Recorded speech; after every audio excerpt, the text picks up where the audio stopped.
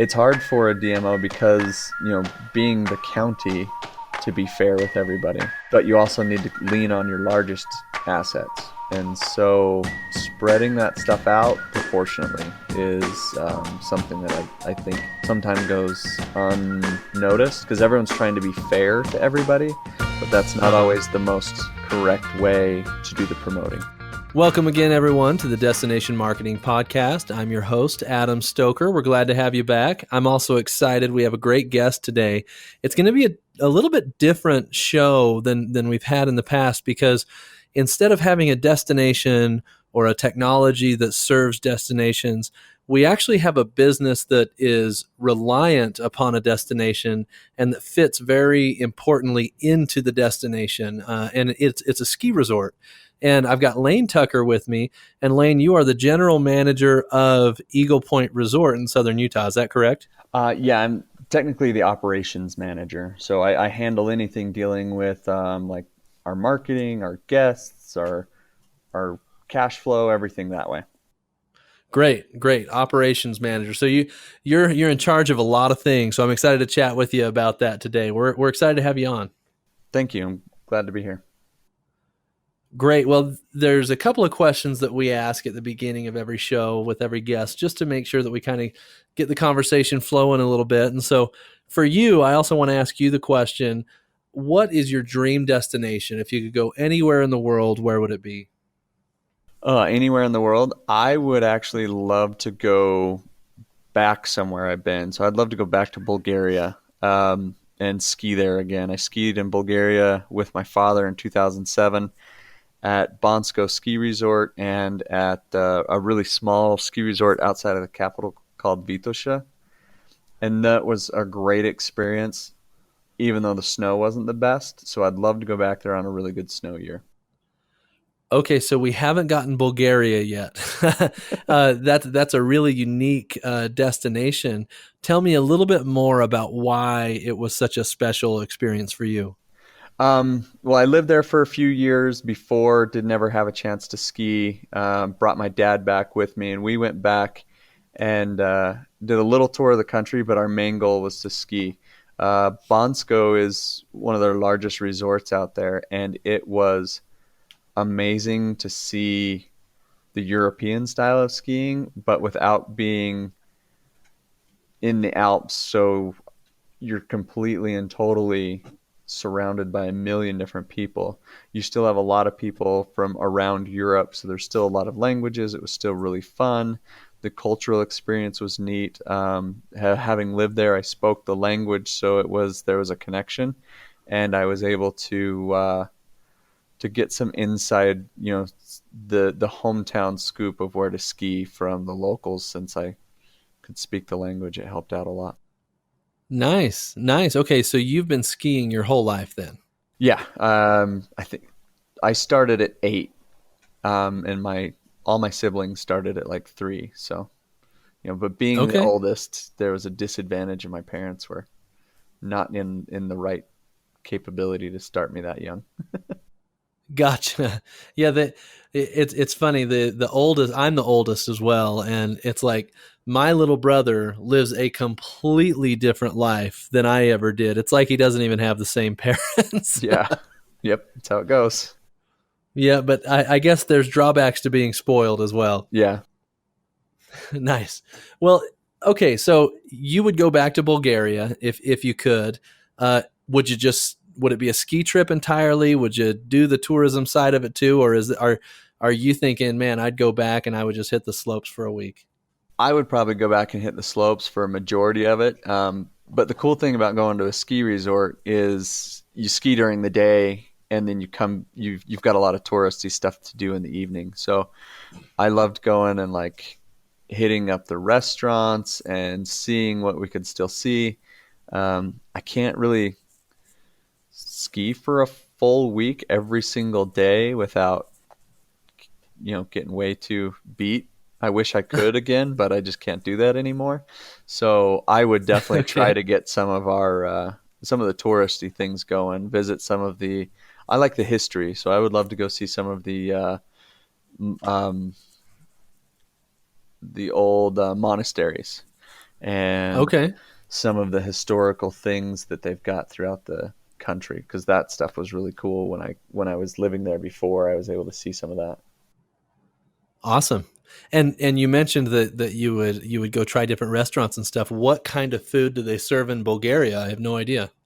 It's a lot of like a potato base. Like one of my favorite basic meals is something called a moussaka, and it's a flour and egg, meat and potatoes casserole with some unique spices, and that's something I would love to get again. And they've got a special cheese called sirene, and that is one that I still really miss because it's like a feta but stronger and Okay. a little better. It's just got a little different taste to it. Huh. All right. Bulgarian food. There you go, everybody. You didn't expect to learn about Bulgarian food on today's podcast. Yeah. All right, Lane, tell me a little bit about your background and how you ended up at Eagle Point Resort. Okay, so I was a ski instructor my senior year of high school. I was living in Richfield, Utah, which is another central Utah town, and I worked at Elk Meadows at the time, which is the previous name for Eagle Point. Um, I left there, went off to college. I was going to college at Weber State my first year, and ended up teaching skiing at Brighton. I ended up being at Brighton for 8 or 9 seasons. And then in 2010, um, a friend of mine who I worked with at Elk Meadows was speaking with my dad and said, "Hey, they're still looking for management people down at Eagle Point." And we're like, "The what?" And so we talked to them. They're like, "Oh yeah, they're revitalizing the old Elk Meadows and they're bringing it together, and you should apply. They're looking for a rental shop manager." And I had also been working in rental shops and tuning shops while I was a ski instructor. And so I came down and applied in September, and I was hired the end of September, and I started working for the resort as a rental shop manager in October of 2010. And that was our first season.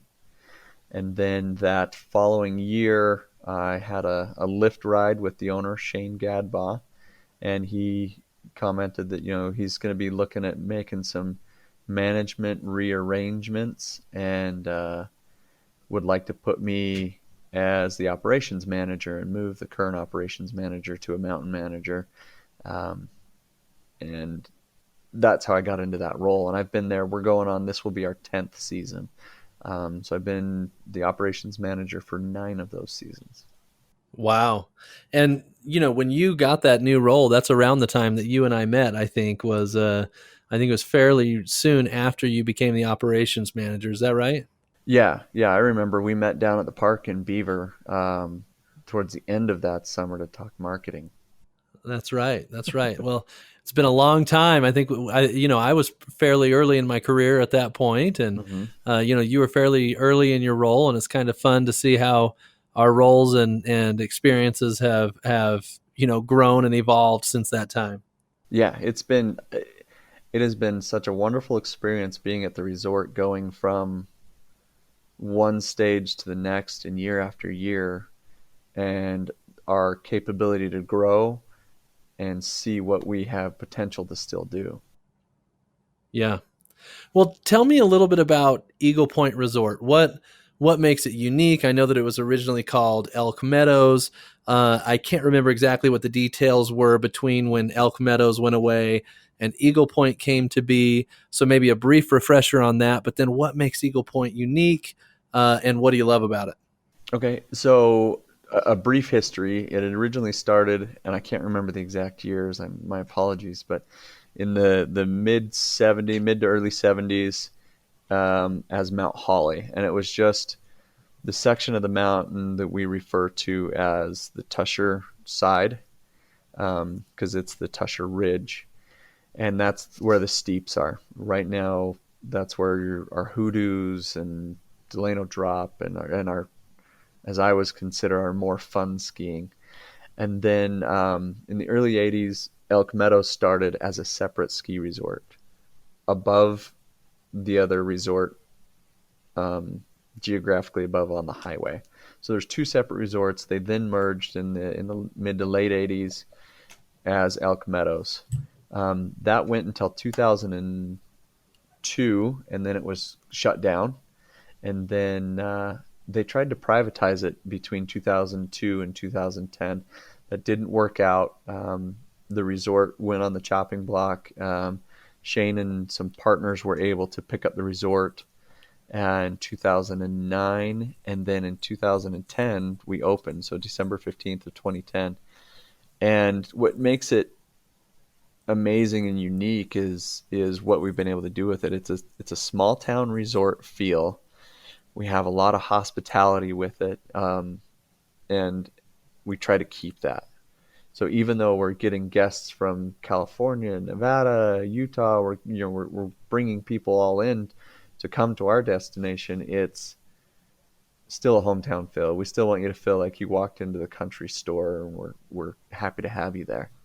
Um, and then the other unique thing is our operating schedule and how we run and maintain overhead. So we run from Friday through Monday. So it's a Friday, Saturday, Sunday, Monday for a majority of our season. That helps us keep low overhead costs and keep the resort running. Um, Now that's pretty unique, isn't it? There's not a lot of ski resorts that are 4-day operations, right? no, there's not a ton of them. There are a few, but they all have some uniqueness as to why they do it. Um, and that schedule's just worked great for us, and it gives us the opportunity to do our other really unique thing where you can rent the mountain for private events Tuesday, Wednesday, Thursday. Oh wow, I didn't Mhm. realize that you guys could do that. That's great. Yeah, so you can come in as a corporation or as a private party and be like, all right, we're going to come in and we're going to rent the resort, and we're going to add food to it. We've got lodging available. We can cover anything you want to do. We can make it work. Are you allowed to say what corporations or organizations, or give us an example of what type of organizations have done that? Yeah, so we've done probably the largest overtaking, I guess we would call it, would be Love Your Melon. They're a wonderful company. They do a lot of funding of research with kids with cancer, and they were a wonderful group to bring in. They brought in 150 college students from across the country to come in and ski. They brought in concerts. They brought in, custom meal ideas and custom pretty much anything. I mean, we had Big and Rich performed in our lodge for that Wow. group, and it was an amazing event, for Beaver and the just to have all of them come up and participate in all of that. They got to ski with just their group. The whole mountain was open to them, and then they were able to also do conference work. So they had the partners that they work with fundraising came in and did presentations. Kids that were um, benefited from their efforts were able to come in and talk to them and share their stories. Families were able to come in and share their stories. So that was probably the largest one that we've had, and it was amazing. I mean, we went so far as we brought in a petting zoo because Wow. they wanted something unique, and we're like, all right, let's do it. We had horseback riding and a petting zoo in the middle of winter. It was great. Um, Wow. Other groups we have a doctor's office. It's a private doctor's practice that comes up every year, out of Las Vegas, and they bring a lot of their employees as an incentive for sales and productivity. We've had we've done private birthday parties for people. We've also done it for weddings. People will rent it out in the middle of winter for a wedding, and they get married, and then they all go ski, and then they have their party and reception. It's we've done quite a bit there, and we have anything you can really dream of, we can make it a possibility. You know, and of course, cost is factored into that. But if you really want it, we can make it work. That's amazing. I mean, there can't be that many ski resorts that allow you to rent out the entire resort. I don't know of any. That's a pretty unique selling point. Very cool. And what an interesting way to take advantage of an abbreviated operating schedule, and instead of just being, shut down for those days, you actually turn it into a profit center. I think that's a pretty unique use of that time. Yeah, and it's been wonderful for us. The times we're able to do that, it's definitely a boost in our revenue, and the only thing that people don't like is it slightly affects our powder Fridays. You know, you get a Wednesday storm and somebody's already skied it on Thursday. The people coming up to ski our powder Fridays are like, "Oh man, it's already been skied." Yeah, then it's like, well, you're welcome to rent it out on a powder day if you like. Yeah, it's exactly it. And we've had some groups, we've had some ski clubs be like, "How much leeway do we need? If we see a good storm coming in on Tuesday night, can we just call you up and rent it?" And we're like, that would be great, but Yes. staffing wise, but if you can plan it a little bit better than that, then yeah, we can do something. Man, well, that's really cool. I wasn't aware of that development with you guys, that you've created the opportunity to rent out the resort. I think that's a great thing that makes Eagle Point unique. As far as my experience at Eagle Point, I think what makes it unique to me is that you guys have, so there's two resorts in southern Utah. There's a resort in Vegas, and there's a couple of resorts in Southern California, and you guys have some of the more expert terrain in that group of resorts. Is that fair to say? Yeah, that's a great way to put it. So I think the thing that has kind of stood out to me with Eagle Point is that if you want the Salt Lake City or Park City ski experience, but you don't want to fight the crowds and you still want expert terrain, Eagle Point is the place to go, at least as far as I see it. Yeah, and that's you can get as much vertical skiing in at Eagle Point as you can at some of the larger resorts up in Salt Lake, just for the fact that you're not waiting in a 20-minute lift line. You're not waiting 2 hours to get up the canyon, and you can just keep making laps. Where some of the other resorts, it's just that you make a lap and then you stand in line, and then you make a lap and then you stand in line. We actually have people coming in to rest. You know, it's like, man, I just did like 8 laps and it's been 2 hours, so I need to take a That's a break. completely different ski experience. Yeah. Great. Well, most of our listeners are destinations, and a lot of the destinations that listen to our podcast have a ski resort within the destination. And so, one of the reasons that I wanted to have you on, not only because you're a unique ski resort, but also because I know you guys have to work fairly closely with your destination, which is Beaver County, Utah. I'd love to hear a little bit about how you guys work together. And what I'm really trying to do is educate the destinations that listen to us on what does an attraction like a ski resort need from the destination to be successful. So like a perfect example, I'm in meetings right now, and the county has brought me in on boards to help with our marketing plan, our 10-year plan that we're working on right now. Like how do we make this destination a better destination? And being a part of that on the resort side has been great. You know, we're looking to help get people not only to our doors, but we don't have everything that people want. What can we do through town to get people up here in an organized way? What can we do to get people up here at the resort who want to be here and who are willing to come back in other seasons? I mean, because we're not just a ski resort. We've got mountain biking. We've got this. So how do we make that work with what's available throughout the county?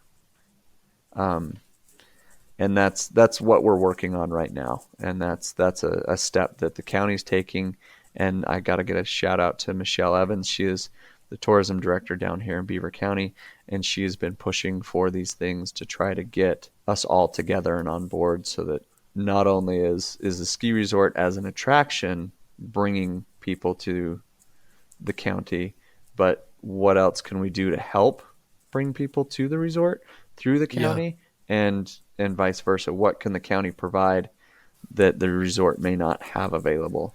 I might just rapid fire a couple of questions for you Yeah. about the dynamic between you and the DMO or the destination, and maybe just give me a quick answer to each one as we go through. But first of all, you mentioned you guys are having meetings about how the destination can better support getting people in an organized way up the canyon. Do they help with transit in any way? City buses or something like that, taking people up to the resort. Not currently. Beaver is a small enough county and area that there is no public transportation, unless you count borrowing your neighbor's car or horse. But they don't. Mainly, what they're doing there is we're working on wayfinding so that it's easy to navigate. Oh, that was my next question. So they're providing or working on providing wayfinding signs to help people get up to the resort and not get lost in the middle of town. Yeah. Awesome. Awesome. What about, do you guys have any funding programs where the county is actually, because in some cases it makes just as much sense for you, the ski resort, to run the advertising and be supported by the destination as opposed to the destination running advertising that features you but is kind of promoting the destination, right? So how do you guys work that dynamic? So, are you talking like grant money or? Yeah, do you get any grant money from them, or do you guys partner and put your money together to run a campaign, or how do you work together with funds specifically? Okay, yeah. So we use a Utah Office of Tourism grant, that the county will match, and then as a joint partnership, the county and Eagle Point go to the state in order to get funds. Those funds are used. A part of that is those funds are used for out of state advertising, and we do a lot of our own, but we also partner with the county. So when the county has ad space purchased, they will come to us and say, for example, we have radio ads available. Do you have events coming up? When would you like us to donate that portion of our ad service to Eagle Point, and what can we do for that? Okay, so they will kind of put together the media plan, and they'll come to you and say, "Hey, you can have this ad that's a component of the media plan, or you can have this 2-week flight on radio, or that type of thing." Yeah. Okay, cool, very cool. What challenges should DMOs be aware of as they're trying to support a ski resort? Like, what do you wish they understood? And maybe not even, maybe your DMO is doing a great job with it, but in general, what do you think destinations need to understand better to support a ski resort within their destination? Oh, that's a hard one. Because like I said, I think Michelle's doing a wonderful job. It's hard for a DMO because, being the county, to be fair with everybody, but you also need to lean on your largest assets. And so spreading that stuff out proportionately is something that I think sometimes goes unnoticed because everyone's trying to be fair to everybody, but that's not Uh-huh. always the most correct way to do the promoting. Well, I think you bring up an interesting point there specifically because I know a lot of destinations struggle with this is they'll have a big attraction, whether it's a ski resort or a national park or a state park or whatever, right? Uh, there will be there's such an inordinate or inequitable amount of traffic coming to one area, and yet every stakeholder kind of wants a piece of the pie as far as the destination's budget goes. And so that is a difficult thing for them to navigate. My philosophy on that is that all boats kind of rise in the tide, right? And so if you're able to get your main attraction more traffic, the other attractions within the county, you can't ski 24 hours a day. You just can't do it, right? Yeah. So other attractions will get an increase in traffic just based on the additional traffic that comes to the main attraction. That's at least my theory on it. No, and that we see that. I mean, take a gas station for example. We've got a gas stations on our north and south interchanges. When the resort was shut down, Main Street was not getting traveled as much by out of town visitors, and gas stations prices were only good out there. Now there's a rise in gas prices and everything. When we have a bad year, it it goes down and trickles down to everybody else. So I totally agree, and you can see the numbers that as the tide rises, all boats float higher. So Great. What about working with other businesses within your destination? You obviously have to kind of play nice with the other businesses in the county, and I'm sure that probably is easy for you in most cases. But what other cooperative efforts do you have with businesses in the area? um, so one thing that we've done is we've made our season pass. We've gone to local businesses to try to get people to visit them, and they offer discounts for our season pass holders. Oh, So that's great. so yeah, we've got one is the Beaver Chevron and the Dairy Queen on the South Interchange. They are a partner, and so if you go in and show your season pass, you get a discount on your gas, and you get a discount at the Dairy Queen. So that's just one example. We've got others throughout town, Soda Fix, and I'm trying to think of any off the top of my head. My head's going blank right now, but A question I have is to get those going. Was that just legwork? Like, did you just have to go down and see everybody, visit with them, engage with them, and ask them to get involved and be a partner? Or was that by email? What was your process for that? I'm a face-to-face person, so I went down and met with each one of them and said, "Hey, this is what we're thinking. We want to support you because we know that you're supporting us by sending business this way too. What can we do?" And so we just came to some agreements on that, and that seemed to work the best for everybody. Makes sense. I like the face to face aspect of it. I think you know when they actually see that you want to come in and have a relationship and be a partner, I think that goes a long way. So cool that you guys are putting that together. Have you gotten good feedback on those programs from your season pass holders? Not any numerical data. It's good. People are like, "Oh, cool. I can use this here. I can use that there," but I don't have the numbers to back exactly what's happening. Yeah, so as opposed to having like a specific ROI number or anything like Hmm. that, it's more along the lines of giving that season pass holder peace of mind and a better customer experience, right? Yeah, and it's just people feel happy when they're like, "Oh, okay, I get a little bit more. It's more bang for your buck." Yeah. Yeah, makes sense. Tell me a little bit about how you at Eagle Point measure your success. So, how obviously ski numbers is one thing, but as a whole, how are you guys measuring how you're performing? Ski numbers is giant for us. And then, we look at revenue. We've had years where our market has changed, and we see with that market change that there's our ski numbers maybe a little bit lower than the previous year, but our revenue's up. So it helps us kind of tune into finding where our marketing money needs to be spent, because that's what it comes down to. We want to promote an uncrowded resort, but we want to make revenue. So, Yeah, it's an interesting balance, right? It's like we uh-huh. want the experience to stay the same, but we obviously need to make more money as we go, right? Yeah. And so by finding those market niches that we can say, okay, this family from this area is spending more. What can we do to entice them for returns? And what can we do to entice them to bring their friends in the same demographic? Okay, so how is Eagle Point doing? Are you guys trending up year over year? Are you growing? Are you kind of just maintaining? What's happening with Eagle Point right now? We're trending up right now.